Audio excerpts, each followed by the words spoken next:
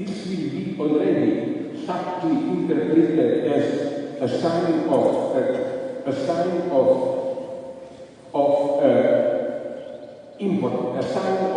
impotence. So again, in this sense, shame is not simply external. I can feel ashamed also when I am alone. What we call manners or tact means that we learn to pretend that the big eye, the social space, didn't notice the disturbing element. And again, this big other is in you, not outside of you. Whatever that is. Again, to give you another less tasteless example. Let's say you are in a small social circle and somebody did something horrible, betrayed somebody, blah, blah, blah. Although everybody knows this, and everybody knows that everybody else knows it, everything changes the moment somebody says it loud. Appearances matter. Appearances change everything. Now, today, things are changing. To give you another wonderful example of this, I read a couple of years ago in the newspapers when Deng Xiaoping in China was still alive but already retired. Everybody knew that he still was pulling the strings, that he is the real boss. But this was a public secret. So when a top member of, how do you call it, standing committee of the Politburo, 7, at that point 9 people who really run the China, when he mentioned this to a foreign journalist, he was instantly criticized, demoted. Although, do you see the irony? He said something which everybody knew, and everybody knew that all others know. Nonetheless, it was experienced as a catastrophe when this became public. Now, this notion of the public secret, something that everybody knows, but nonetheless, it should not be spoken about publicly, is absolutely crucial. I will give you another example. Friends told me about it from Turkey in the 1930s. As you know, Atatürk was the leader. Now, his public image was he is working 20 hours per day for the benefit of Turkey, no private life, sacrificing himself.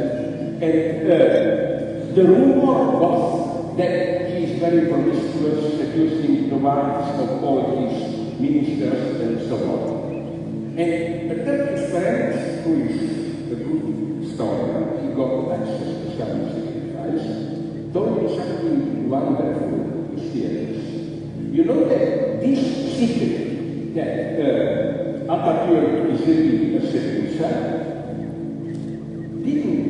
wasn't true. In reality, Atatürk was impotent. Maybe twice a year he played with small boys, but that's all. but nonetheless, like you see what I'm trying to say, this secret that Atatürk, great Russian seducer, although it was prohibited to say publicly, it was part of the official myth itself. So, the official image of Atatürk was not just great hero, but also this secret rumor. Why? What's the news that I thought? Once in the 30s, there was a political meeting where an official representative was attacking people who spread rumors that Atatürk is promiscuous, and a man in the public stood up and said, sorry, but nobody really claims this. We know that Atatürk is not a great seducer. This guy was arrested. Because, you know, he denied something which, although publicly you were not allowed to say, was nonetheless part of the myth. Always be aware that part of the public image of a leader are also these rumors. But again, today with Donald Trump, among others, things are changing. We have a new breed of obscene leaders. Trump is famous not in spite of his obscenities, but on account of them. In the royal courts, the king often had a clown whose function was to destroy the noble appearance with sarcastic jokes and dirty remarks, thereby confirming by contrast king's dignity. Trump doesn't need a clown, he is his own clown. So no wonder that his acts are sometimes more obscene than those who try to imitate him in a comic way. You know, all the well-known comedians or commentators, David Letterman and so on, try to imitate Trump in a joking way. But my impression was always, wait a minute, it doesn't work. Trump is more obscene. He is already his own caricature. Does this mean that Trump didn't have any dignity? No, it was more complex. It was that a much more complex mechanism. Trump did all the obscenities, but his strategy was that this will work by contrast. The people say, do you see, although he acts like a clown, he nonetheless really is a big, forceful reader. Now let me return to shame.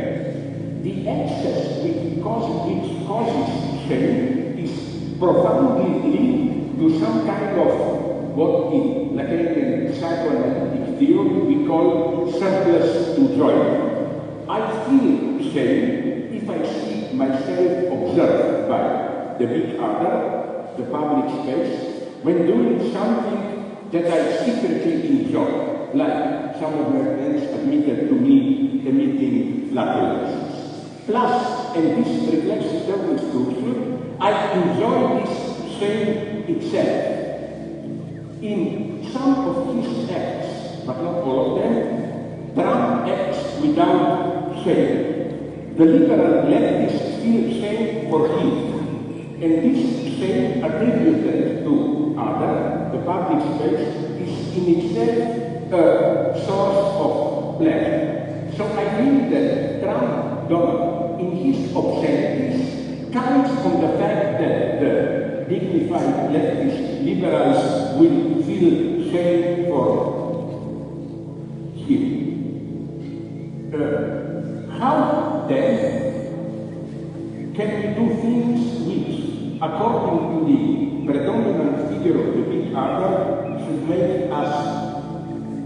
I don't like to talk about cultural products from my own country, but I have to make an exception for, I don't know if you heard about the documentary or even maybe seen it, Sarajevo Safari by Slovene director Mira Zupanic, a documentary about the arguably most bizarre pathological event that took place during the siege of Sarajevo from 92 to 95. It is well known that snipers on the hills surrounding Sarajevo, occupied by Serb forces, were shooting residents in an arbitrary way on the street below them. It was also well known that selected Serb allies, like some Russian foreign were invited, this was part of the Serb hospitality, to shoot a couple of shots on Sarajevo, like from the safe position on the hill, into the streets, etc. But this was considered an honor, a sign of special appreciation, not business. Now we learn about the real business. dozens of rich foreigners, mostly not from Russia, but from United States, United Kingdom, and Italy. Paid high fees for the chance to shoot at the residence of Slavoj. Now we learn it was an organized business.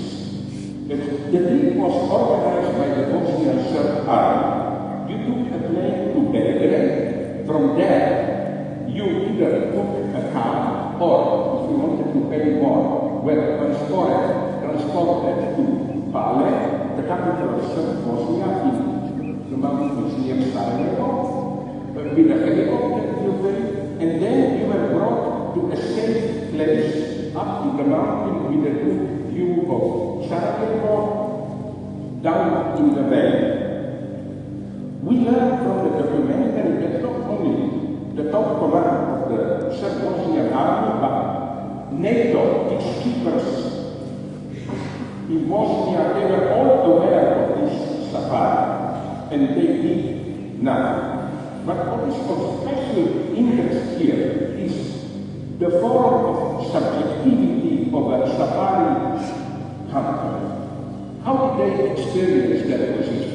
Like, I paid $200,000 and I had my half an hour, 1 hour to shoot the civilians down and then kill some of them. These hunters, for them, the victims remained anonymous. A symbolic wall separated the hunter from the target. It was nonetheless not a video. Victims were part of reality, and the awareness of this fact accounts for the perverse thrill of such kind.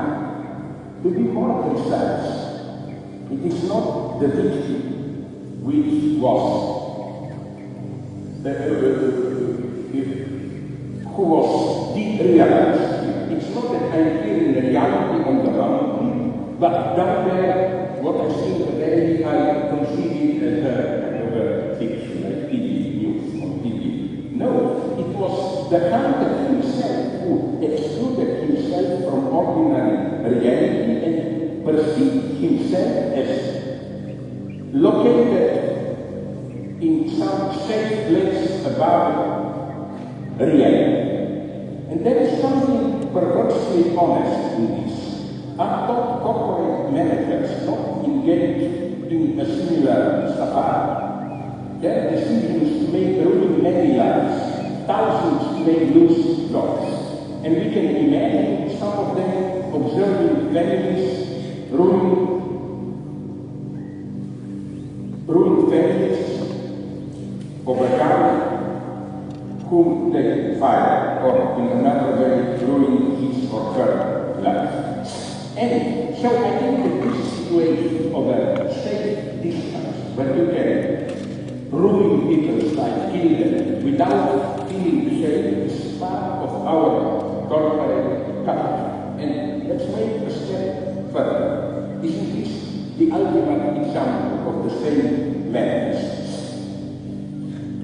Dmitry Medvedev, a former Russian president, who now serves as the deputy chairman of the Russian Security Council, I think he relied on the same logic when he recently, I think a week or 10 days ago, said that, I quote, the US-led NATO military alliance would be too scared of a nuclear apocalypse to directly enter the conflict in response to Russia using tactical nuclear weapons. Another quote from Medvedev, a longer one, but I think historical. I believe that NATO will not directly intervene into the conflict even in this situation. After all, the security of Washington, London, and Brussels is much more important for the North Atlantic Alliance than the fate of dying Ukraine that no one needs. The supply of modern weapons is just a business for Western companies. Overseas and European demagogues are not going to perish in a nuclear they will stall the use of any weapon in the current conflict. End of quote. My God, are we aware what these sentences imply? Medvedev is ready to risk the lives of billions for a small piece of land. Billions in Latin America, Africa, Asia, who are not involved in the Ukrainian conflict. Back in 2022, Medvedev already said in August, Medvedev already said that a proposal to punish Russia for war crimes in Ukraine threatens the existence of mankind, even Moscow's nuclear arsenal. Again, where does Medvedev speak from when he talks like this? What is his subjective position? He does not include himself in those who will perish. It is as if he implies that he will somehow survive the global nuclear catastrophe, as if humanity is like Sarajevo in a valley and he is at a safe distance on a hill above. Of course, he knows that he will be attacked by the end of March, but he speaks as if he doesn't know. It is clear to everybody that Medvedev's words has to be read against the background of Russia's formal annexation of parts of Ukraine. In this way, any Ukrainian intrusion into those parts would be declared a threat to the survival of Russia. Not being a specialist, I will ignore this wider context.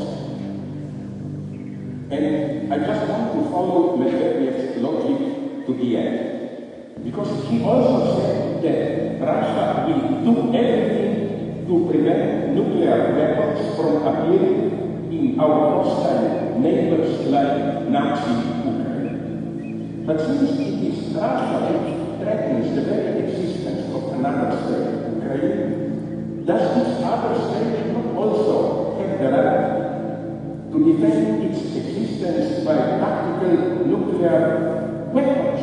Which is why, following the same logic, we should say, and I think this could be a worthy risk, let's give to Ukraine some tactical nuclear weapons. And then we don't have to worry, will we use them or not. Now comes my third point. I have no doubt that some leftists, peaceniks, Slavoj, will reject with horror this suggestion of ours, interpreting Medvedev's statement as a warning to Ukraine and West to show constraint. You know, it's common constraint today. We should put Russia too much into a corner and so on. This, however, I think is precisely the stance we should avoid any price.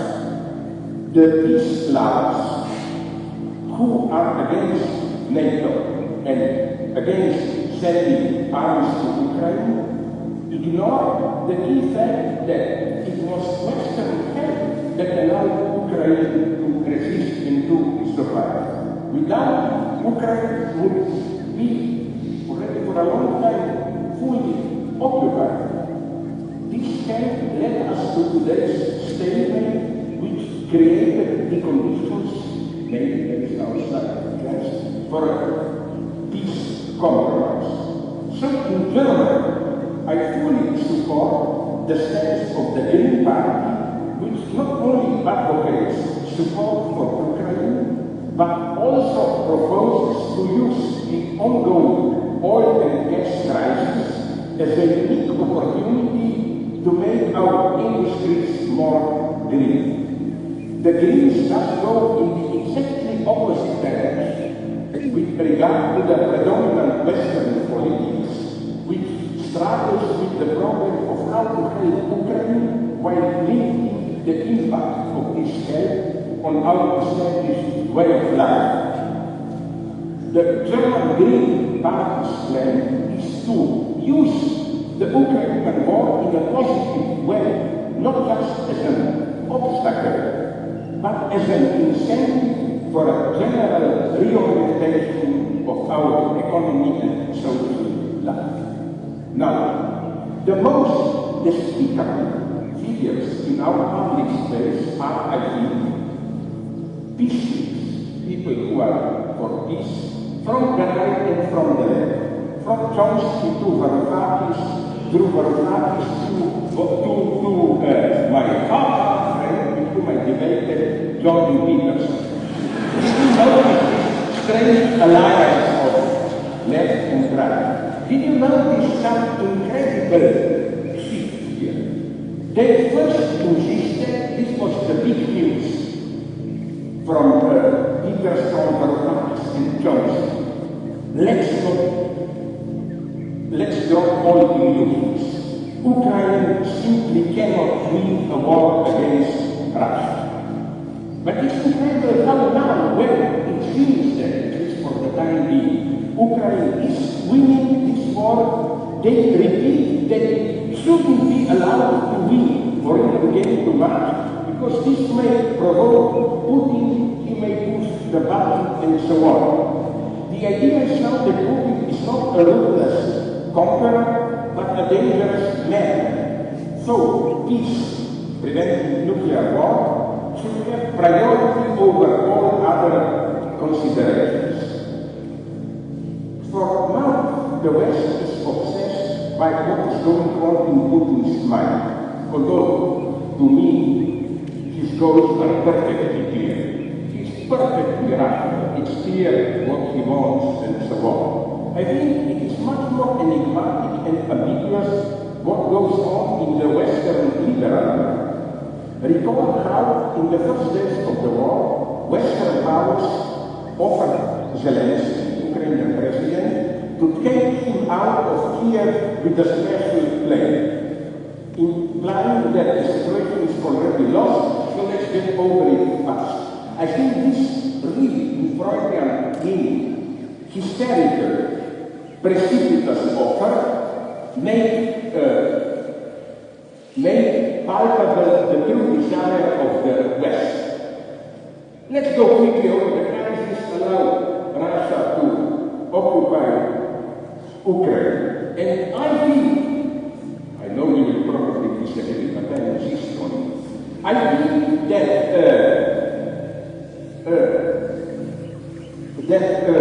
the unexpected Ukrainian resistance was a big surprise for most of us. Like, my God, we already had a plan, Russia occupies Ukraine, we protest, a little bit of gangs up and down there. Why did these Ukrainian idiots get to resist so much? We don't know where we are and so on. So again, we hear that Russia should be allowed to save face. But you know what is the problem that I have here? Statements like Medvedev's, you know that he is in advance saying that the West will swallow humiliation rather than responding to Russian use of tactical weapons, makes it impossible for Ukraine and the West to save their faces. Because if the West is to save their face, then any compromise with Russia should be interpreted as a reasonable compromise, not as a humiliation for the West. So the horror for me of Medvedev's words is that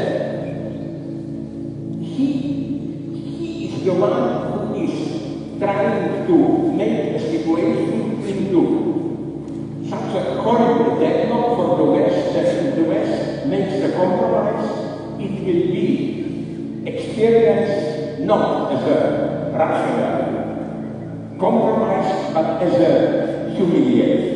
Now, please show the first clip just to make clear where we are today. Please, the Putin clip.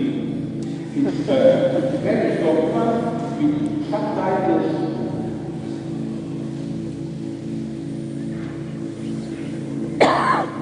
Die Große Krise der Ukraine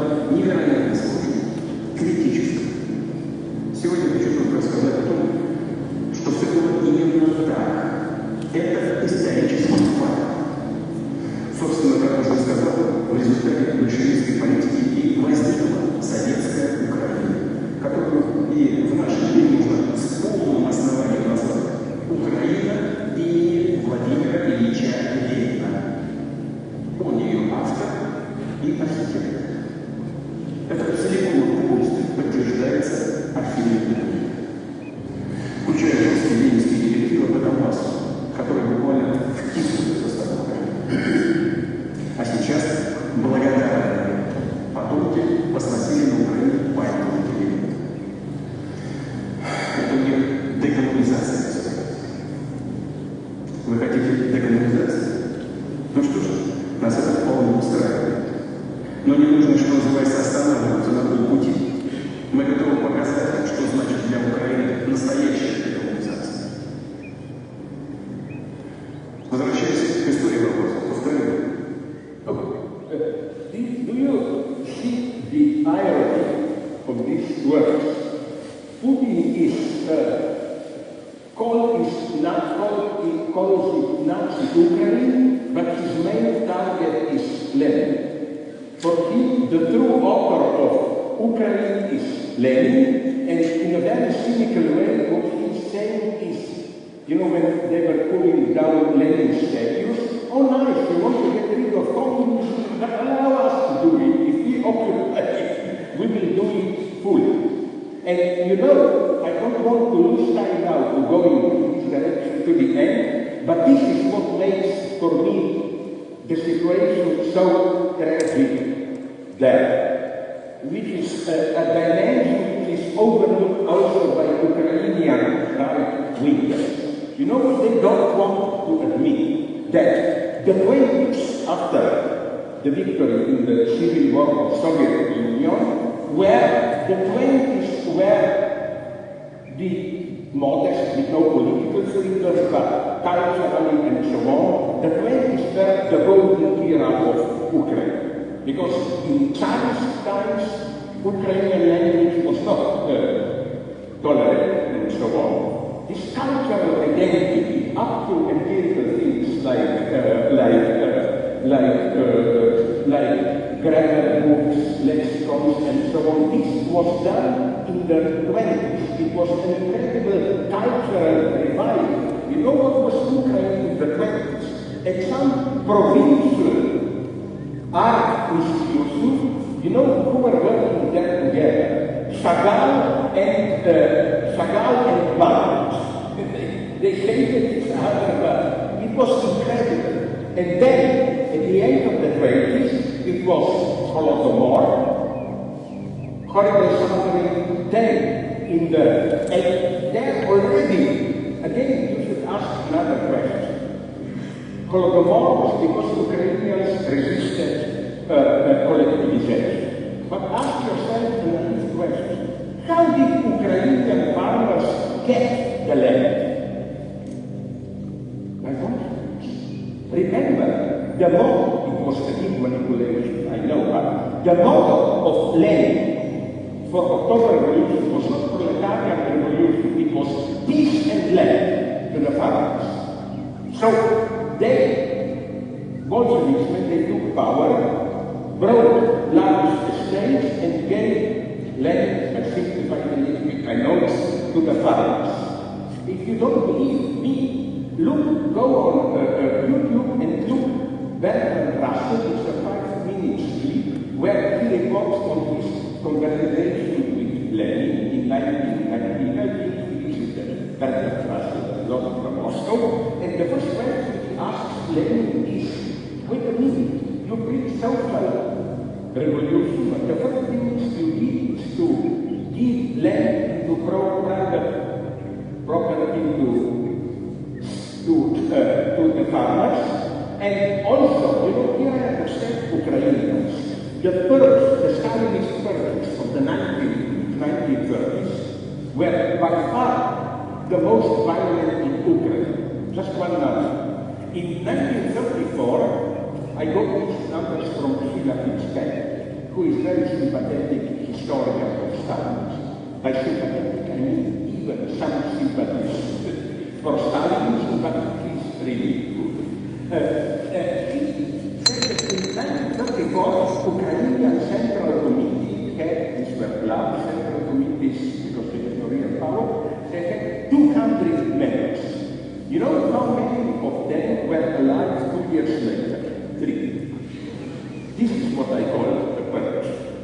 So never forget this, and even many Ukrainians admit this today, that it's not simply destroying destroying communism.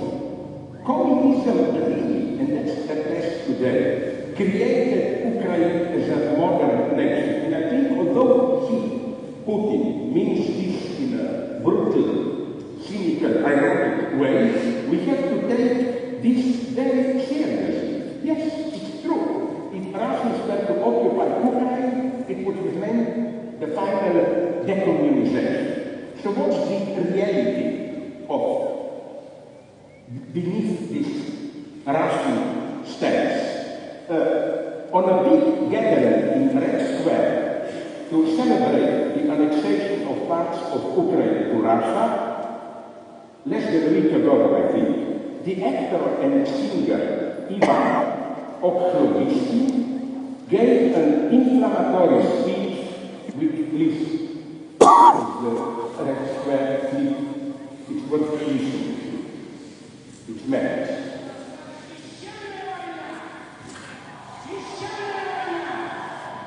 Существует такое древнерусское междометие, койда, означающее призыв к немедленному действию. Как же нам не хватает сейчас таких боевых кличей? Койда, братья и сестры, койда! Бойся, старый мир, лишенный истинной красоты, истинной веры, истинной мудростью, вратарями безумцами, извращенцами, сатанистами. Бойся! Мы идем! Койда!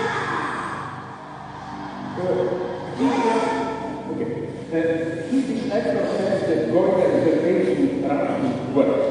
If you know a little bit about Russian history, no, it's not just a general Russian word.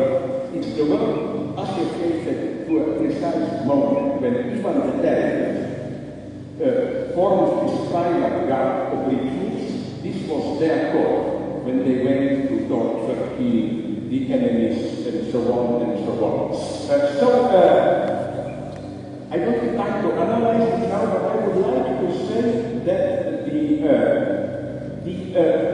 the only speech that is at the same level as this one is, I would like to show you, but it would take too much time, is it's easy to find on YouTube, you should watch it. It's the famous Joseph Goebbels speech from early 43 for a total war, which has this same logic of no rationality, no reason, just enjoy total destruction inclusive of self-destruction. It's this perverted mixture of enjoyment in total destruction itself. Now, another thing, maybe you noticed it, but it's interesting to note how this speech, and again, this happened in full Red Square a couple of days ago, was organized by the state. And it didn't work.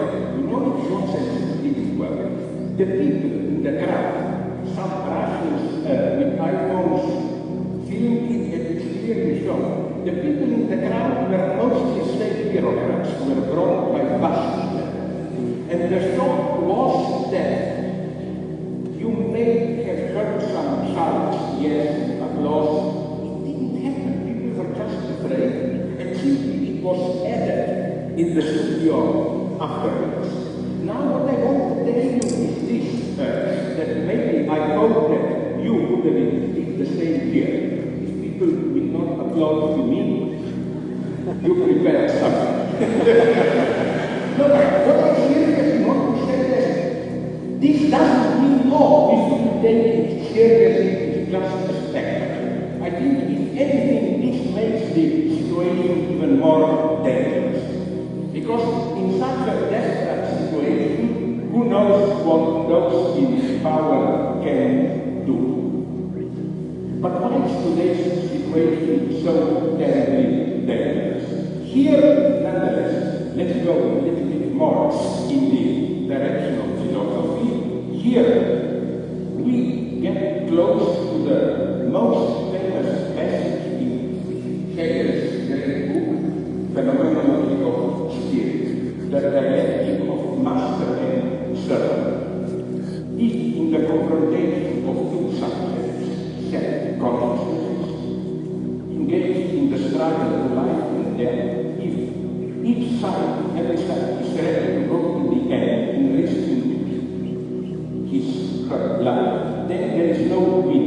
one dies, the other survives, but without another subject to recognize it as a master. The whole history of freedom and recognition, in short, the whole history, can take place only with an original compromise. In the eye-to-eye confrontation, one side, the future servant, averts its eyes, is not ready to go to the end. Medvedev presumes that the decadent heavenly suggest will avert its eyes. However, what complicates the situation is that, as we know from the Cold War, in a nuclear confrontation, there is no clear winner. Both sides disappear. We are in a new situation. In what sense? Here we have although I'm a vegetarian, I claim that with possibility of nuclear self-destruction, our logic, which was till now the logic and ethics are taking care of my cat, no? I have zero coke, old American character.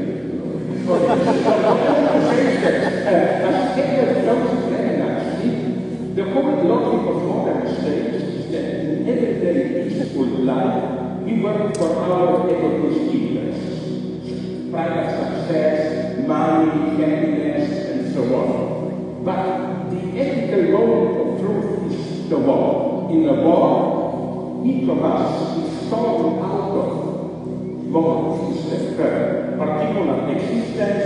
You fight for the universality of state, its deed. Is this a paradox that the public space of civil life within a state is guaranteed by the possibility of war, which makes you a citizen at a more radical level of this state? War is always in the background. With nuclear wars, we cannot any longer afford this logic.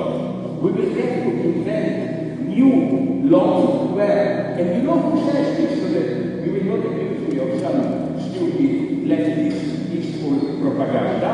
My good friend who is definitely not a leftist, wasn't he here a couple of years ago, I think?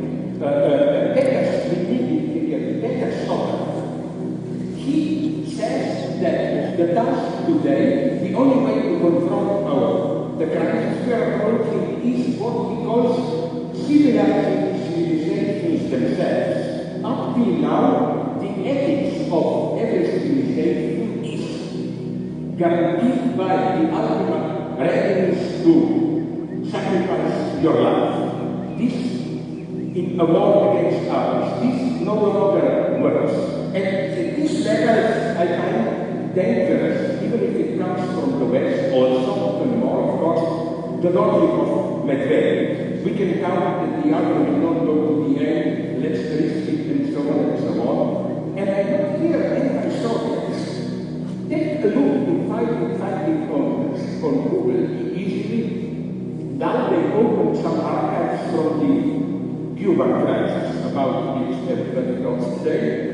And do you know that in spite of all the horrors of the Soviet Union and so on, I was, without cynicism, pleasantly surprised by how they reacted, because the transcription of the closed meetings in the Politburo are now read public trust. Americans were there more than guys, because although Kennedy tried to limit it, the attitude there was we should avert the eyes, we should resist to the end. But it's incredible how Khrushchev even got in conflict with Castro, who wants the same, resist to the end. And Khrushchev wrote a very sincere message to Castro, Fidel Castro, where he says, are you aware what you are saying? Are you really sure that we should, for the survival of your regime, risk the fate of the entire humanity? And not only the entire humanity, not only those who are not only those who are caught in the conflict. So, the true madness today resides in the fact that we are talking about the threat of nuclear annihilation while we are all already committing collective suicide by our ignoring environmental changes. As if the self-annihilation towards which we are already slowly drifting can be made less terrifying if we focus on the potential future of nuclear war. This brings me back to Sarajevo Safari. I think that the situation from a privileged point in the mountain view on the valley described in Sarajevo Safari is the basic situation of the privileged elite today, not just in the West, but in all parts of the world. We don't live the elite in real world realities in the valley. We observe it from a same situation. Now, a little bit more, I hope, and then I will slowly end up, not amusing but interesting theory. I think that what is falling apart today, everybody knows, is what is disintegrating. Precisely what Jacques Lacan calls, I use the term, the big art, the space of social reality beyond your immediate inner psychological self-experience. Now, I want to quote somebody who criticized me, but he is not an idiot. I hope I will, maybe you have him here, I hope I will pronounce the name correctly, Byung-Chul Han, the Korean guy living in Germany, who observed that, quote, a little bit longer, one of the things that has made the pandemic particularly difficult for people is not just that it is harder to participate in mass gatherings, but that we no longer even know what such rituals are for. Neoliberal capitalism valorization of innovative disruption and its myopic focus on finding ever new resources for surplus value have pathologized these collectivated rituals, replacing them with neurotic private ceremonials and professional experiences. As a result, what has been forgotten is that ritual acts also include feelings, but the bearer of these feelings is not an isolated individual, but the community. Kant talks about objective feeling, a collective feeling which is part of the communal space. What does he mean by this?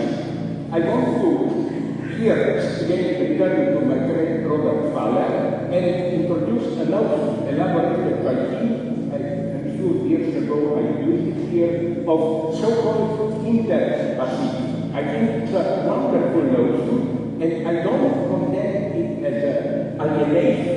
It's part of basic process of civilization. Interpassivity means that we, for example, when we are in a difficult situation, tragic death, mass mourning, we don't do it as we tend to today as a private experience. You share on Facebook your trauma. We do it in a collective process of mourning, which is ritualized. It's not your inner experience. I will mention the case you probably know of so-called weepers, women hired to cry at funerals. I visited them in south of Peloponnese in Greece. It's wonderful, and I'm not making fun of it. It's not hypocrisy. You tell a woman to cry for you. Now, cynics will say yes, okay. She mourns, cries for you, and you can then already make a deal with relatives how to divide the property of the one who has. No, there is something much more authentic at work here. When you are deeply in a grief-stricken person, when you are in this position, you are too traumatized to engage in a proper treatment. You can only do it through another.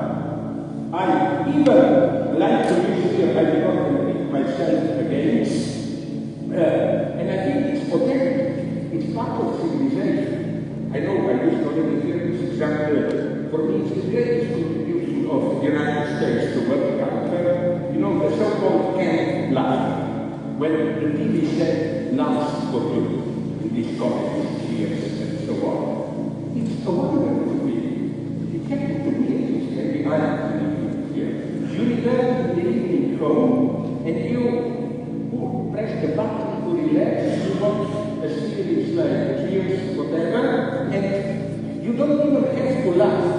The TV set laughs for you, but here comes my pathology, but I think that's how it is supposed to work. Although you don't laugh, at the end you feel relief as if you can laugh. And I think there is something non-authentic in it. Only by transmitting our passive authentic experience on the others do we gain space to freely intervene, to be active ourselves. And this is what doesn't work today. So let me conclude with the last quote of Howard. What characterizes today's geopolitical situation? A quote from my friend, American philosopher Adrian Johnson. He wrote that today's situation is, quote, a situation in which the world's societies and humanity as a whole are facing multiple acute crises: a global pandemic, environmental disasters, massive inequality, potentially devastating wars, and so on. Yet, we seem unable to take the measures necessary to resolve this crisis. We know things are broken. We know what needs fixing. We even sometimes have ideas about how to fix them. But nevertheless, we keep doing nothing, either to make damage already done or to prevent further easily foreseeable damage. So, to conclude, I would just like to try to answer the question, where does this passivity comes from? And it's a very strange passivity. There was an example for it, if you remember, I think it was the last fall, almost a year ago. I thought, as a terrorist kind of bomb at place. Do you remember Glasgow conference for how to stop ecological decay? They said all the right things, but absolutely nothing is done. Things are getting even worse. And I think this is general characteristic today. I am not taking you, but generally that's why I am absolutely opposed to horrors like this are the announced, you know, not place to go. The way I know, correct me if I'm wrong, you cannot imagine an event more which justifies itself in the introductory text, in the politics, more in anti-racist, anti-colonialist terms. It's all about the whole Western country, fight racism, whatever, and so on and so on. As such, exactly, it fits perfectly global capitalism. And to conclude, this is the paradox we are in today, I think. That ideology today no longer that functions in this symptomatic way, that it pretends to be true, but then you analyze it, you see where the root, the only that's so. In some perverse way, It speaks truth all the time because its wager is there. The art is to tell the truth. You know, we are approaching 2 minutes to time distraction is here, we have to do something and so on. But you do this in such a way to make it sure that it will not be followed by text. Text ideology there. Ideology doesn't have to lie. The art is to tell the truth, but in a wrong way. In the wrong way, in the sense that, again, truth itself serves as its own mask, as it were. Like, if I criticize you and tell you that you are doing nothing against ecological threat, your answer will be, how not? We are all the time talking about it, you know. And I will conclude with this extreme. I am directed against myself. We are becoming obsessional neurons. How do I know it? Because I am the one. More in what sense? I remember, I'm sorry to know the story, when 20 years ago I was in psychoanalysis, I remember I was talking all the time to my psychoanalyst. I didn't allow him even a minute. I didn't stop him once because I was afraid that if I stopped talking for a second, he may ask some really pertinent questions. So you see the paradox. You are acting all the time not to achieve something, but to prevent that something can really happen. And unfortunately, I think the way we deal with this ecology, with all the other stuff, is precisely caught into this economy. So, sorry, how long did that go? No, did I talk about over an hour? Yes. Okay, no, because just to announce the end, I did not go to this. My solution would be that we need a collective suicide, not a real one, but what we need to do is, you know, very briefly, a South African friend of mine, not friend, but I know his friends, that blog, that Paul, that 7 years ago proposed that the only solution for the white people there is to make a collective suicide. He says that the white privilege is so deeply ingrained into white citizens that no way can they get out of it by all apparent humiliation towards the blacks.